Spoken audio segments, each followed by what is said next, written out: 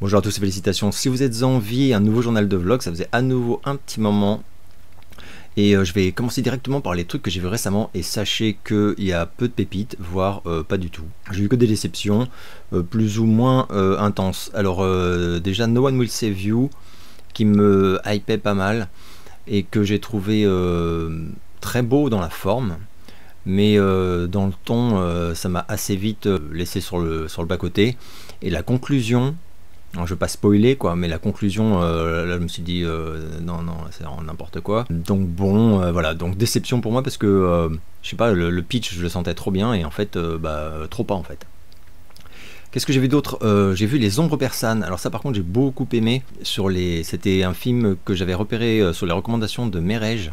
Alors si j'ai bien compris pour lui c'est le film de l'année carrément. Moi non, mais c'était vraiment excellent. C'est sans doute le seul très bon film que j'ai vu dernièrement. J'ai vu également Rétribution. Alors Rétribution je l'ai tenté parce que ça faisait plusieurs personnes qui me disaient non mais celui-là il est quand même vachement mieux que les précédents du même genre. Liam Neeson, voilà, la vengeance, le truc et tout. Bah non, c'est très mauvais également. Et alors la conclusion là aussi... m'a complètement sidéré. Non mais là c'est pire. Là vraiment c'est pas possible en fait. Donc bref, c'est très pas bon quoi. Par contre c'est quand même assez divertissant. J'ai quand même regardé jusqu'au bout sans me faire chier. Mais le dernier quart d'heure, je me suis dit, on me prend vraiment pour des crétins quand même. C'est compliqué. J'ai vu également alors des petits films dont vous avez peut-être pas entendu parler, mais si vous les voyez passer, passez votre chemin en fait. Alors ça aurait pu être très fun, mais c'était très nul. Elevator Game, voilà une bande de jeunes influenceurs, qui vont aller dans un ascenseur plus ou moins maudit et où il faut. Le pitch est pas mal. Enfin moi l'idée je la trouve assez bonne en fait. Il faut faire aller l'ascenseur d'abord à un étage, puis à un autre, puis à un autre, puis à un autre, dans un ordre précis.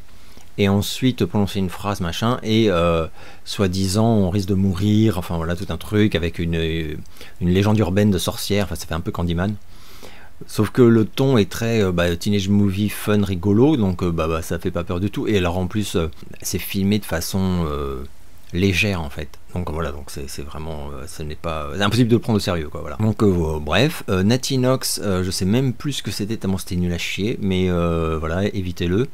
The Owners, une bande de jeunes crétins qui vont cambrioler une baraque où vit un très vieux couple, et aux surprises le très vieux couple qui va revenir plutôt prévu et surprendre tout le monde va se révéler extrêmement méchant et dangereux. C'était assez fun jusqu'à un certain point, et après c'est devenu vraiment n'importe quoi. Voilà, donc là encore une fin totalement minable. C'est terrible. Reptile, alors Reptile avec Benicio del Toro, j'ai beaucoup aimé. C'est très classique, hein. Voilà, ça révolutionne rien du tout, mais j'ai beaucoup aimé le ton et lui il est génial. À lui je l'ai trouvé absolument fabuleux. Voilà quoi, moi j'ai vraiment. Alors celui-là je vous le recommande. Enfin les ombres persanes aussi, hein. Mais Reptile j'ai vraiment apprécié. Moins connu Muzzle que j'ai repéré je sais plus où. Et que si vous voyez passer, je vous recommande également un film assez avec notre ami de Game of Thrones d'ailleurs en rôle principal et qui est extraordinaire. Un film dont j'ai pareil beaucoup aimé l'ambiance plus que l'histoire. Même l'histoire est sympa, mais une sorte de trafic de drogue, enfin nouvelle drogue, etc. Mais ça se penche en fait sur la relation entre un flic et son chien, de son collègue en fait, un canin. Alors je veux vraiment pas spoiler, donc c'est dur d'en parler sans spoiler un élément très important qui survient assez vite dans le film. Donc je vais pas le faire, mais ce qui m'a plu notamment, c'est moi qui adore les chiens, c'est que je crois que c'est la première fois que je vois un film vraiment axé sur cette relation là, qui soit pas une comédie. Voilà, les comédies avec le flic et le chien flic, on en a vu plein. Voilà, c'est tout l'inverse en fait, et c'est super émouvant, super touchant. Lui il est vraiment génial. Il y a aussi un côté police corrompue, enfin vraiment j'ai vraiment apprécié. C'est un petit film je pense sans prétention, même moi je l'ai vu passer, mais je l'ai vu en VO sous-titré, enfin voilà, donc je sais même pas si il va vraiment sortir avec une traduction fidèle et tout sur une plateforme française, mais ça le mériterait pour moi. Et je vais terminer avec le court métrage, enfin moyen métrage, mais de Anderson Poison, Poison, pardon, que j'ai lancé parce que j'aimais beaucoup cette Cette histoire qui avait déjà été adaptée, donc de Roald Dahl, et qui avait été adaptée par Hitchcock, d'un mec qui se réveille et qui prétend avoir sur son ventre endormi un serpent extrêmement venimeux dont la piqûre provoque la mort en quelques secondes. Et là, je me suis dit, bon, ça va être à la Wes Anderson, donc bon, mais moi je suis pas allergique non plus, je suis pas fan du tout, mais je l'ai lancé et j'ai trouvé ça... j'ai pas compris en fait. Enfin si, j'ai compris, il en a fait une comédie, mais autant l'épisode de Hitchcock était extrêmement angoissant, flippant, enfin c'était génial, j'avais vraiment adoré, il m'avait vraiment marqué.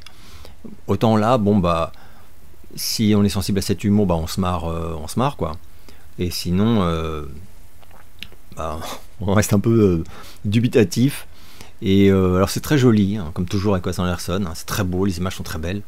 Mais alors là, le ton, j'ai vraiment pas, c'était pas possible pour moi du tout, donc j'ai pas du tout aimé. Et voilà, et ce sera tout pour les trucs vus récemment. Je voulais aller voir The Creator, mais je n'ai pas encore pu aller le voir. J'aimerais bien voir le film aussi sur le frère Goldman, mais pareil. Donc voilà, ça parce que je sais qu'il y en a parmi vous qui m'ont posé la question. Et voilà, j'enchaîne donc sur les questions.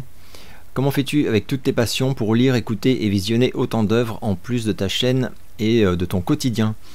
Eh ben en fait je fais pas tout ce que j'aimerais faire, voilà tout simplement. Donc je lis, mais un peu, pas du tout autant que j'aimerais lire. Bon, écouter de la musique, je peux le faire en bossant, donc en fait ça oui. Et regarder des films, bon bah, souvent c'est le soir, la nuit, et du coup ça c'est quand même généralement faisable quoi.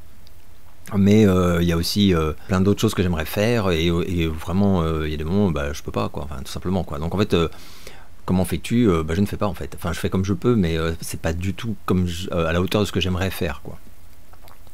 Est-ce que le film The Warriors de Walter Hill est culte pour toi? Non. Alors bizarrement, parce que je l'avais loué au Vidéo Club, et autant des films comme Classe 84 par exemple m'ont marqué, mais c'est plus que marqué, enfin m'ont traumatisé et fasciné, et voilà. Et bah, après je pensais pas que ce serait à vie, mais voilà. Autant The Warriors, qui pourtant est culte aussi, clairement. Eh ben j'aime beaucoup l'ambiance et tout, mais c'est un film que j'ai dû voir 3 fois dans ma vie quoi, et je l'ai pas, enfin voilà, j'ai jamais adoré ce film, je sais pas, ça me touche pas particulièrement, et c'est un peu une anomalie, je l'avoue. Quelles sont tes créatures préférées de Rick Baker et de Stan Winston?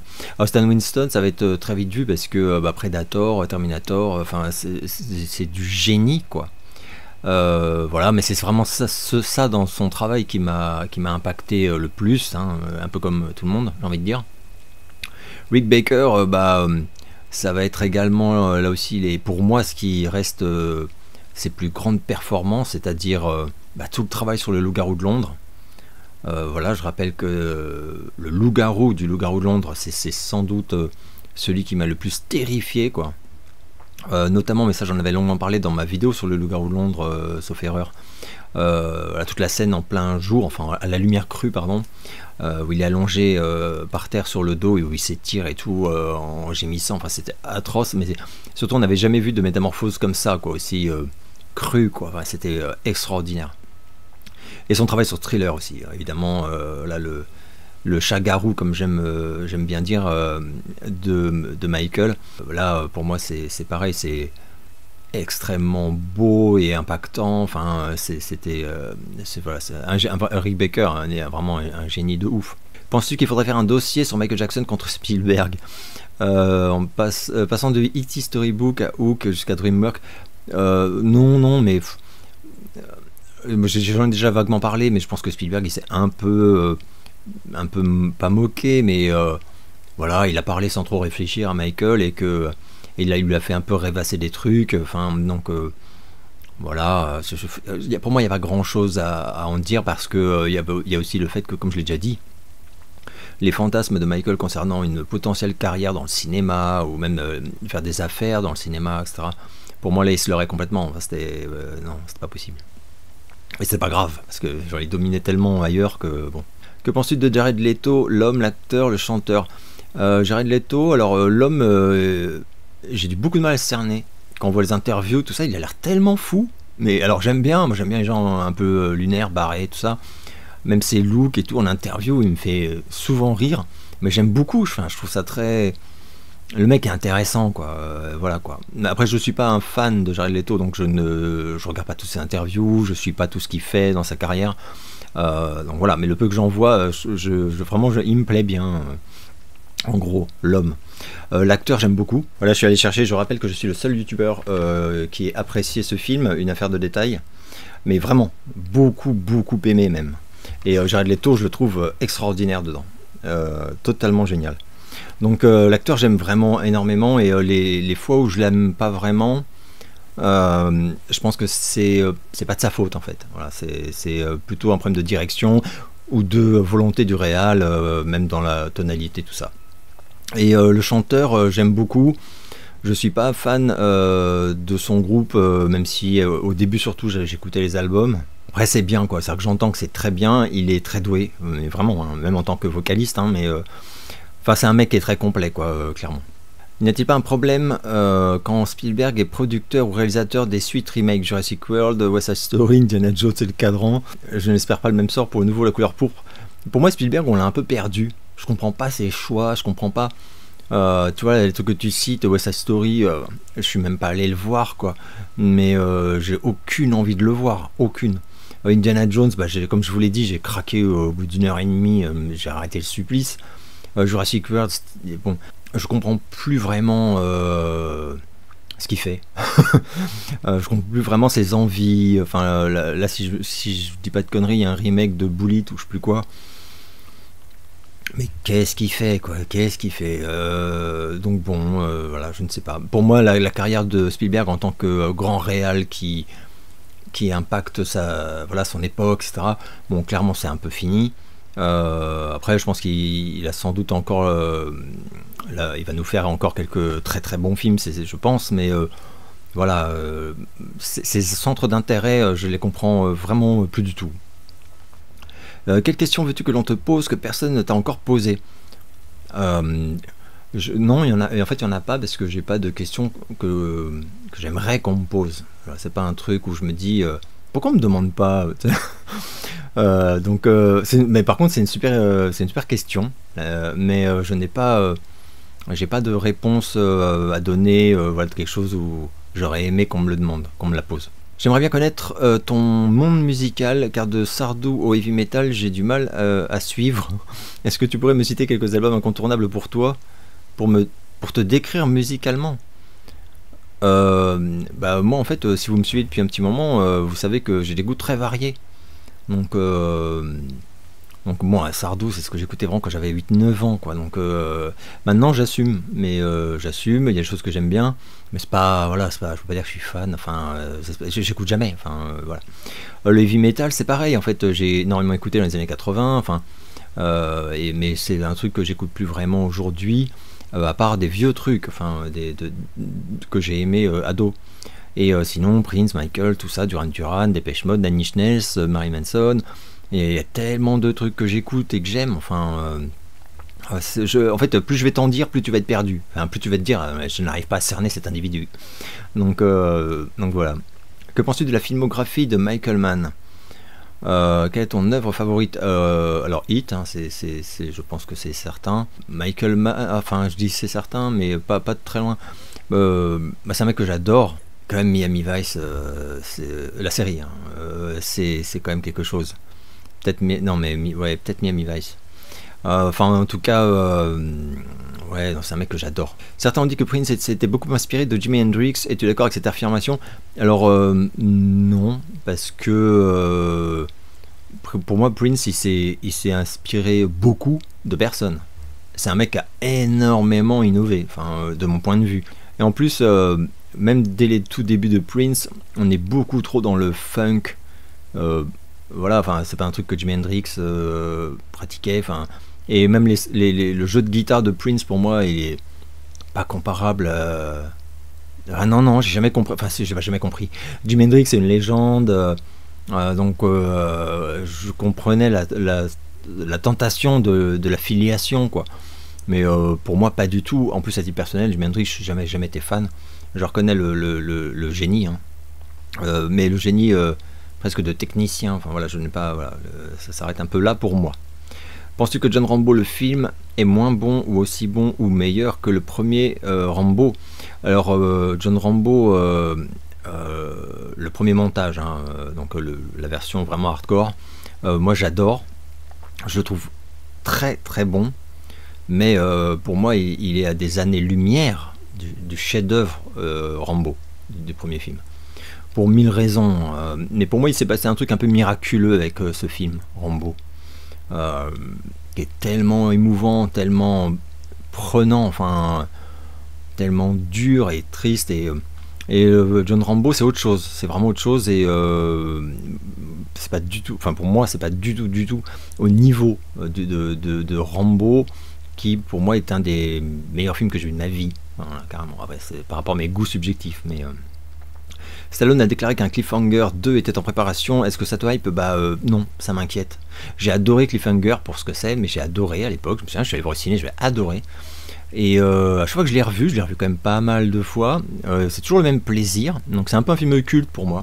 Mais là, Sly, il commence quand même à être vraiment âgé. Et autant dans Tulsa King, tout ça, c'est nickel. Autant là, qu'est-ce qu'il va crapahuter dans les montagnes? Enfin, je suis un peu perplexe. Après, je serais très heureux de, enfin si vraiment, enfin apparemment c'est vraiment en cours, donc ça va avoir lieu, quoi. C'est juste, si j'ai bien compris, le tournage ils ont un peu de mal à caler parce qu'il est très occupé, donc là je sais pas quand ça aura lieu le tournage, quoi. Mais comment il va s'en sortir là-dedans, je ne sais pas. Le scénar a l'air très bof déjà. Bon, donc voilà. Et puis sa performance, je suis pas ultra confiant, je dis la vérité. Ton dernier coup de cœur musical? Alors un truc nouveau, ça, malheureusement je n'ai pas eu de vrai coup de cœur musical depuis le dernier album du groupe Prayers dont je vous ai parlé il y a un an. C'est les boules, hein. Donc voilà. Team New Wave ou Eurodance? Je déteste l'Eurodance, donc et la New Wave c'est une énorme partie de ma vie, donc j'adore. Donc voilà. Team Bad Boys ou Team Death Row? Est-ce que tu as vécu l'impact du gangsta rap dans les années 90? Ouais, complètement. Et j'ai toujours eu beaucoup de mal à choisir, même si je pense que j'ai acheté plus d'albums on va dire de la Team Death Row que de la Team Bad Boys. Quoique, je sais pas, je suis pas certain. J'avais parlé un peu de tous mes rappeurs américains que j'adore et que j'ai adoré. Voilà, en constatant qu'il y en avait quand même, c'était presque 50-50, hein, East Coast, West Coast, tout ça. Donc bref, Team Steven Seagal ou Team Jean-Claude Van Damme?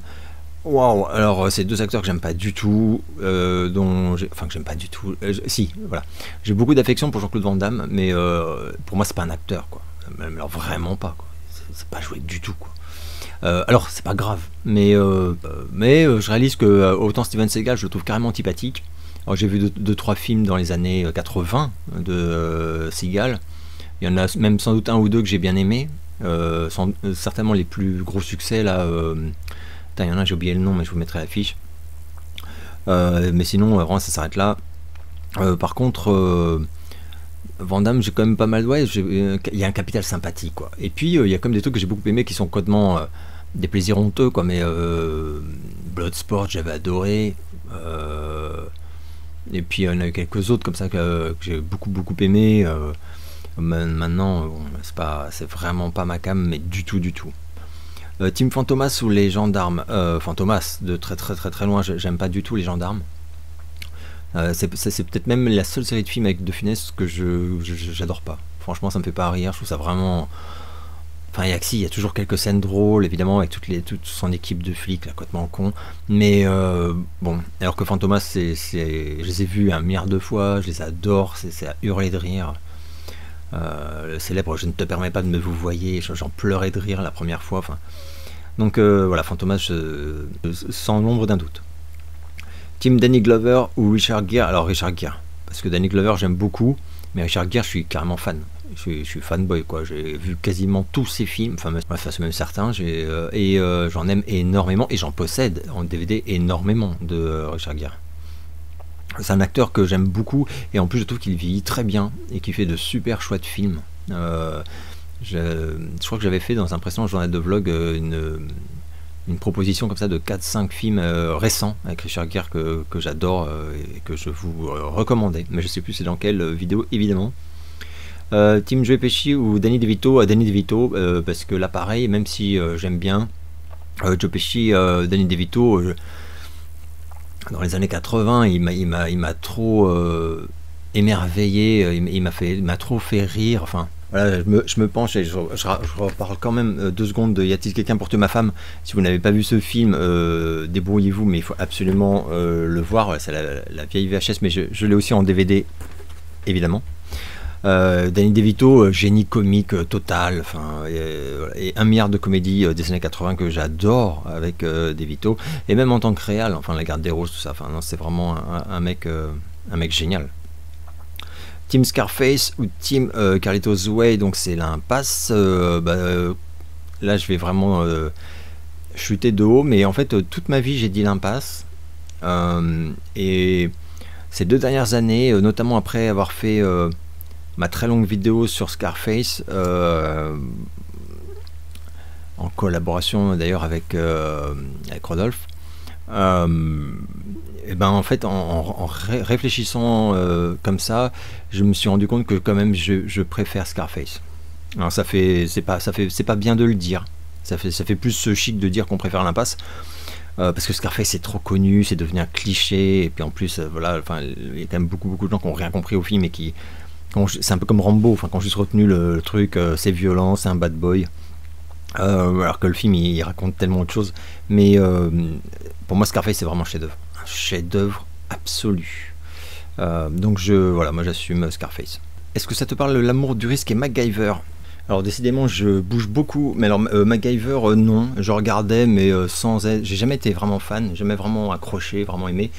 Et là il va y avoir du désabonnement en masse.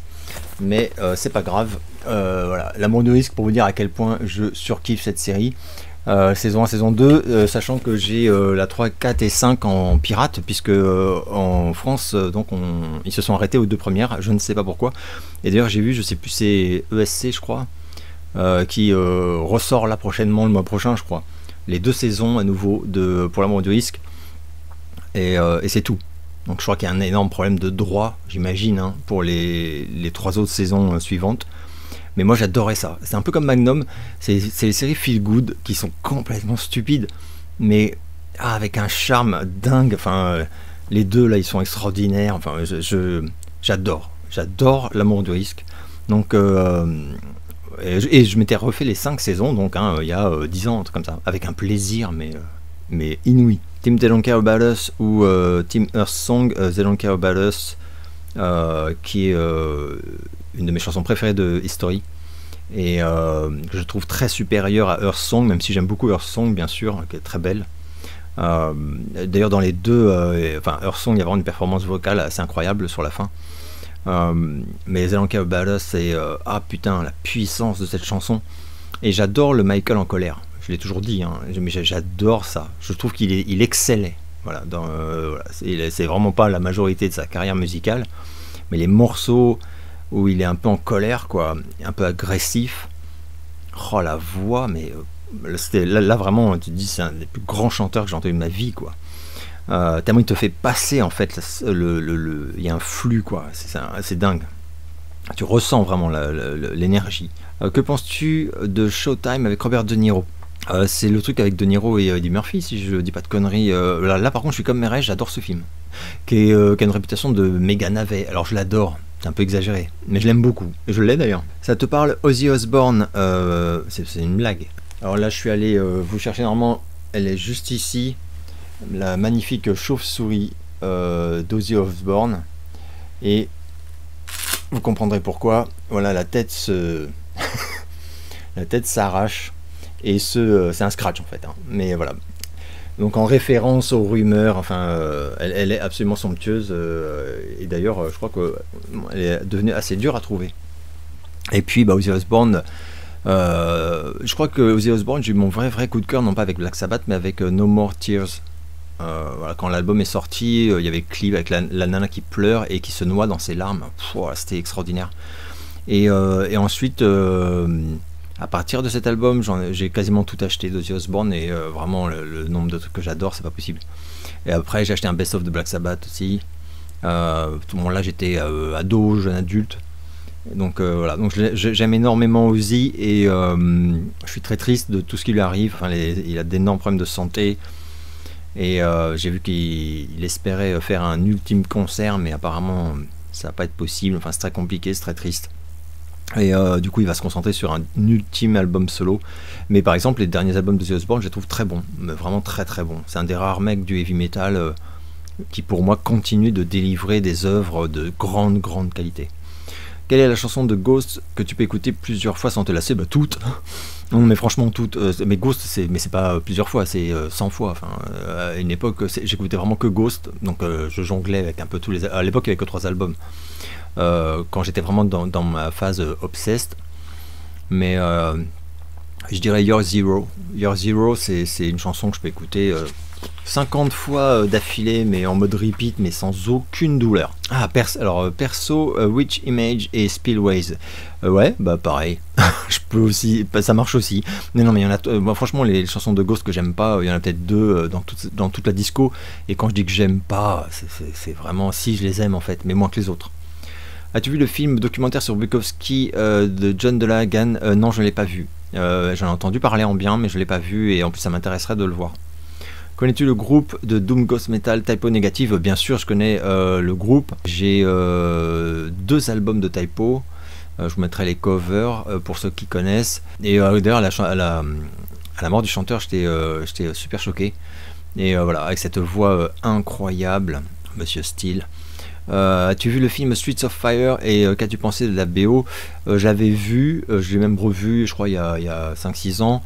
J'ai trouvé sympa, mais voilà, moins. Dans mes souvenirs, c'était mieux. Bon. La BO, par contre, elle défonce. Défonce complètement. C'est vraiment les années où les BO dégoulinaient de compos de ouf. Enfin, bon. Apprécies-tu Peter Gabriel? Je le vois en concert mercredi pour ma part. Et si oui, as-tu suivi ses présentations mensuelles à chaque nouvelle lune des morceaux de son album à venir? Non, j'étais pas du tout au courant.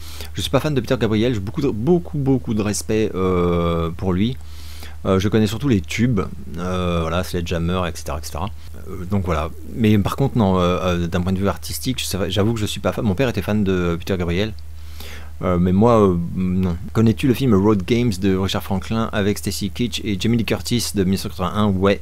Mais alors je l'ai pas revu depuis 1 milliard d'années. Toi, tu me donnes envie de le revoir du coup. Parce que j'en ai un souvenir très fou. L'achat de compact disque est-il vraiment chose du passé et n'aurait-on pas dû traduire en justice celui qui décida unilatéralement du retrait cruel des lecteurs de CD dans nos automobiles?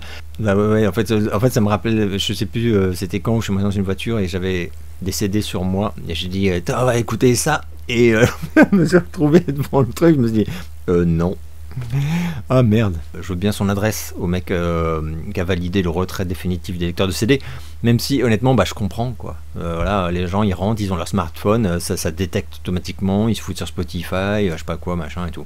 Mais moi je trouve ça super chiant de mon côté vieux con et pour moi c'était quand même vachement plus pratique de foutre un CD et après tu conduis quoi. Donc voilà, mais bon. Donc, est-ce que c'est vraiment un truc du passé, le CD? Bah, ouais, si, il faut être honnête, oui, clairement. On y est, hein, voilà, vraiment les CD se vendent plus du tout, enfin, on le voit. Hein. Donc, c'est triste, hein. Moi je continue d'en acheter quand j'adore un disque, je l'achète encore, mais on est de moins en moins nombreux, quoi. Pour toi, quels sont les animés ou séries qui te faisaient mourir de rire, enfant ou adolescent? Alors dessin animé, mourir de rire, j'en avais pas vraiment. Si les trucs avec où il y avait des personnages imbéciles, genre c'était quoi cette série Isidore le citadin, je sais plus quoi là, avec un chat là. J'ai la musique du générique en tête. Les entrechats, un truc comme ça. Ça me faisait rire, les chats, ils étaient tellement cons. Donc voilà, ça c'est un dessin animé que j'adorais, qui me faisait beaucoup rire. En série, je me souviens que je riais vraiment aux éclats, mais j'étais enfant, bah voilà, enfin c'est comme tu demandes, hein, gosse quoi. Arnold et Willy, ça me faisait beaucoup rire. Et puis il y avait, je sais qu'il y en avait 2-3 comme ça qui me faisaient rire, vraiment rire. Ouais, celle que j'aimais le plus en mode humoristique, c'est sans doute Arnold et Willy. Alf au début me faisait beaucoup rire aussi. Voilà, son humour il me faisait rire. l'humour de Alf.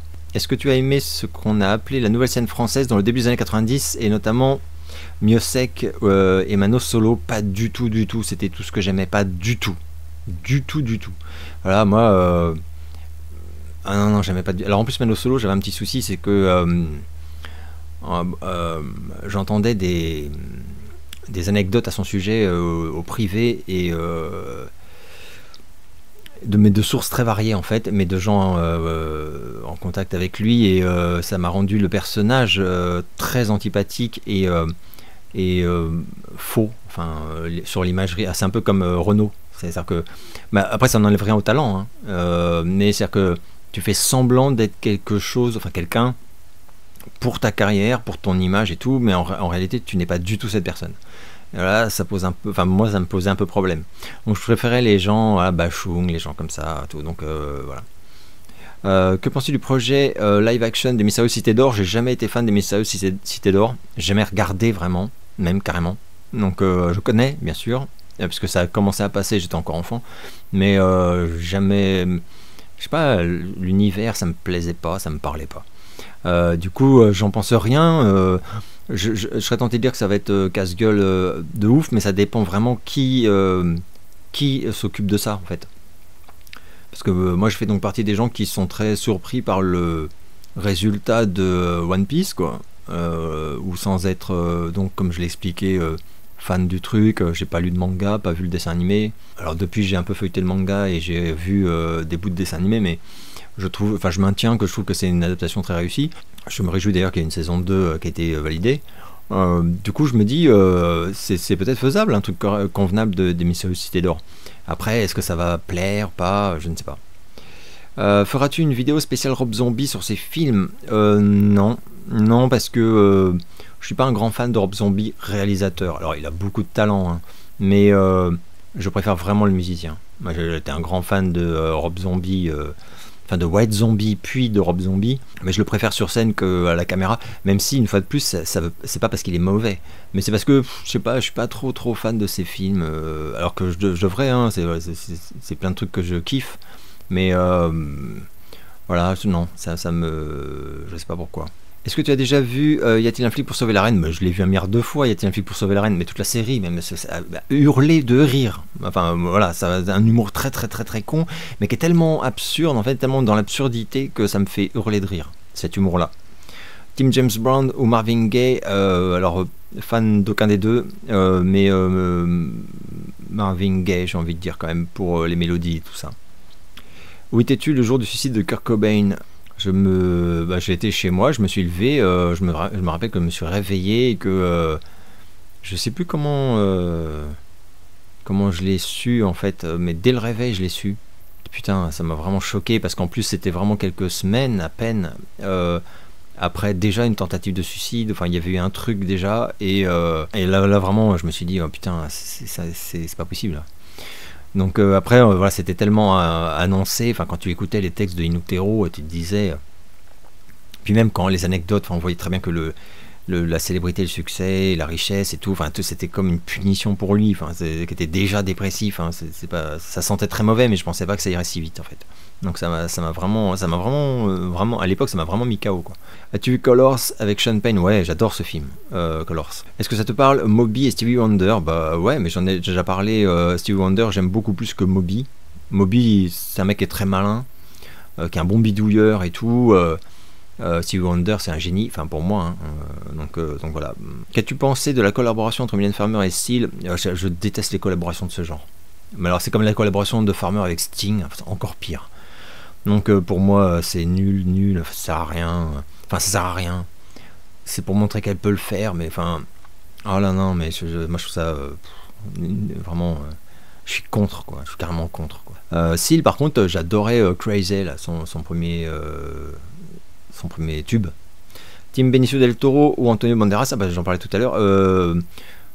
Alors sur toute une partie de filmo, je dirais Antonio Banderas, mais sur toute une autre partie de filmo, je dirais Benicio del Toro. Actuellement Benicio del Toro, parce qu'Antonio Banderas, le pauvre, je sais pas ce qui s'est passé dans sa carrière, mais c'est parti en sucette, et là c'est terrible, enfin de le voir faire des petites apparitions dans les trucs médiocres, enfin ça fait vraiment de la peine. Et puis les derniers films sinon n'étaient pas bons, voilà. Alors que Benicio del Toro pour moi non, ça reste très très très bon. As-tu vu le documentaire sur Bowie, Moon Age Daydream? Personnellement, j'ai découvert sa peinture que je trouve magnifique.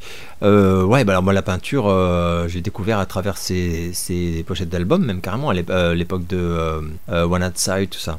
Très très bon peintre. Ouais, ce mec complètement. Enfin, on en parlait pas mal à une époque. Hein, enfin, je sais pas, peut-être tu es trop jeune, mais oui, il y a des toiles extraordinaires hein, de Bowie. Team Claude François ou Team Johnny Hallyday? La sélection de Rudy. Johnny Hallyday, parce que Claude François je déteste humainement et artistiquement, donc voilà, c'est pas possible. Johnny Hallyday, franchement j'ai rien contre, c'est pas du tout ma cam quoi, mais c'est pas, voilà quoi, bon, à défaut. Je préfère écouter 100 fois les tubes de Johnny Hallyday plutôt que 100 fois les tubes de Claude François.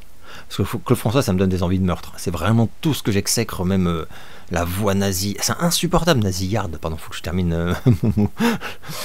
C'est pas possible. Il n'y a rien que j'apprécie chez Claude François, mais rien. Alors que Johnny, quand même vocalement, putain, c'est quand même extraordinaire. Et il y a des très belles chansons, enfin qu'on a écrit pour lui, enfin voilà, les albums de Berger, il est très bon. L'album de Goldman, il est très bon. Et puis il y en a d'autres des albums de Johnny qui sont très bien. Enfin donc voilà, après c'est pas mon truc, mais voilà, j'aurais pas du tout de difficulté à les entendre. Team Brigitte Bardot ou Jane Birkin. Alors là, pareil, là c'est, enfin pareil, oui et non, mais là c'est vraiment deux personnalités que j'aime pas du tout, qui me. Alors je vais pas dire que j'aime pas Birkin alors qu'elle vient de décéder, mais ça m'a jamais parlé. C'est les deux. Rien ne m'a intéressé chez ces deux personnalités. Comment expliques-tu que Michael Jackson ne soit pas dans les remerciements de la biographie de Quincy Jones? Je pense que c'est une blague. Redis en plus, voilà, ça fait. Je pense que là tu me taquines. Et attention quand même. Donc ouais, non mais écoute, Quincy Jones, voilà, je t'ai, je crois, déjà dit, et j'ai déjà dit en vidéo ce que j'en pense. Enfin voilà, c'est vraiment l'exemple parfait du mec qui vieillit très mal, mais très mal, humainement. Et avec Michael, il est t'as envie de lui foutre des baffes, hein. Enfin, vraiment, hein. C'est le mec qui manque, enfin c'est pas possible en fait. Donc bref, quelle est ta performance live télé préférée de MJ? Je cherche un truc plus original que l'émission spéciale Motown là, pour les 25 ans. On a eu le Moonwalk pour la première fois sur Billie Jean, mais rien ne peut atteindre la magie de cette performance, quoi. Donc voilà, donc je vais dire celle-ci, quoi, qui est incroyable, quoi. Il y a 40 ans d'ailleurs, je crois, on m'a dit récemment. Team Al Capone ou Team Smooth Criminal? Ouais, Smooth Criminal quand même. Est-ce que tu comprends les gens qui font un parallèle entre la vie d'Elvis et celle de Michael? Ouais, même si il y a quand même énormément de différences colossales. Mais ça n'empêche pas de dire, oui, mais il y a aussi des points communs généralement tristes, hein, la dépendance aux opiacés, enfin... voilà, la pression sur son entourage proche pour avoir des ordonnances, enfin les nuits blanches, enfin voilà, et puis une certaine forme de solitude. Voilà, après c'est vraiment pour le reste il y a énormément de différences, mais oui, je peux le comprendre. Enfin, on me le fait régulièrement quand je parle d'Elvis ou de Michael, et oui, je peux comprendre. Qu'est-ce qui fait que tu aimais MTV? Qu'est-ce qui fait que j'aimais MTV? Mais c'était fou, c'était complètement fou. Nous on était fans de clips, enfin à l'époque quoi, on était fans de clips vidéo, et en France c'était la punition, enfin jusqu'à TV6, voilà, c'était juste, t'avais les enfants du rock, point barre, quoi. Une émission une fois par semaine, enfin c'était incroyable, quoi. T'avais peut-être 2-3 autres trucs après aussi que j'ai oublié, mais c'était vraiment pas fréquent et facile de voir les clips des vedettes qu'on aimait. On entendait parler parfois, t'as vu le tout nouveau clip de Madonna ou de Billy Idol ou de machin, etc. Et on disait non, et alors comment c'était genre ah bah pas de bol, enfin parce que ça passait pas, voilà, enfin ça passait pas tout le temps, quoi. Et quand on a appris l'existence de ce truc de dingue qu'est MTV où H24 les clips s'enchaînaient, quoi. Waouh. Et surtout le soutien et la collaboration de tous les artistes, ça c'était génial, c'était magique, quoi, aussi. D'ailleurs j'ai un un abonné qui m'a parlé hier de ma vidéo sur ZigZig Sputnik et qui a trouvé sur YouTube, sur le site officiel la Sputnik World, un documentaire sur la carrière de ZigZig Sputnik qui est en plusieurs épisodes, enfin plusieurs vidéos. Et il y a une vidéo sur leur tournée, enfin leur passage promotionnel en fait aux États-Unis à l'époque de Flumpit, et il m'a dit je savais pas qu'ils avaient fait plein de trucs sur MTV et tout quoi. Et ouais, je me rappelais des trucs de Tony James avec le logo MTV. C'était génial. Enfin, américain en plus, donc bon, c'était encore autre chose. Team Le Funk ou Team La Funk. Oui, alors, ok, le funk. Les vrais savent. Qu'est-ce qui te manque des années 90 ? Il me manque des années 90. En fait, je réalise que même si les années 90 ne sont pas les années 80, en termes de richesse artistique, je veux dire, on était quand même encore vraiment gâtés. Et il se passait encore des choses très intenses. Et moi, toutes mes années 90, au cinéma, je réalise qu'il y a quand même eu énormément de belles choses. Et en musique, c'était juste fou, puisque pour moi, les années 90 ont été intégralement dominées par Nine Inch Nails et Marilyn Manson. Aujourd'hui, qu'est-ce qu'on a comme artiste de ce style, c'est-à-dire d'une musique un peu rock, violente, etc. Enfin énergique, on va dire. Pour moi, il n'y a plus personne, enfin, de qualité et qui vraiment marque le monde de la culture de façon forte, quoi. Personne, mais absolument personne, quoi. Et c'est super triste. Que penses-tu de Christine and the Queens? Et c'est la dernière question. Je déteste. Mais je déteste. Et là, c'est comme pour Claude François. C'est-à-dire que artistiquement, c'est pas possible. Et alors, humainement, non, mais cette personne, enfin, je ne veux pas m'attirer les foudres de qui que ce soit. Donc, mais on vit vraiment une époque où, quand même, il y a des gens qui pètent des plombs et qui ne rougissent pas, enfin, de leurs caprices de vedettes de pays riches, enfin, avec des. Oh là là, mon Dieu. Et alors, la susceptibilité en bouclier, tout ça. Enfin, non, c'est tout ce que je peux pas. Enfin, donc, ce que je veux dire, c'est qu'en fait, même si j'aimais les chansons de Christine and the Queens, ce qui n'est pas le cas, là, ça me poserait un énorme problème d'écouter une personne comme ça qui humainement me rebute totalement. Et sur cette note pleine de fanitude, je vais m'arrêter là. J'espère que vous allez bien et je vous donne rendez-vous très bientôt pour une nouvelle vidéo.